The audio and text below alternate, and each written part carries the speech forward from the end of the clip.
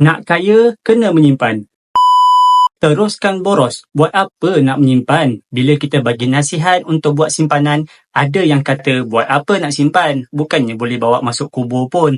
Tapi, bila dah dalam kesusahan, pandai pula dia cari orang lain minta tolong. Buat pinjaman sana sini sebab nak bayar keperluan. Tuan-puan, pesan guru emas saya, Tuan Muhammad Zulkifli Syafi'i, nak jadi kaya, kita kena mulakan dengan habit menyimpan. Kekayaan bukan kemewahan, tetapi kita boleh laksanakan tanggungjawab macam orang kaya. Nak bina kekayaan bukanlah soal pendapatan. Gaji kecil ataupun gaji besar bukanlah kayu ukurnya. Kekayaan dibina atas dasar disiplin dalam buat simpanan.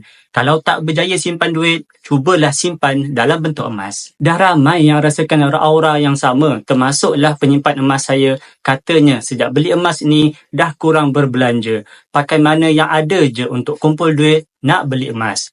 Tuan-puan yang nak ubah kewangan ke arah yang lebih baik, mulalah belajar simpan emas. Saya ada sediakan support group dan Circle G100, ramai yang sama-sama nak berjaya dalam simpanan. Jika tuan-puan berminat untuk mulakan simpanan emas, boleh terus rujuk pin video untuk saya bantu sebaiknya.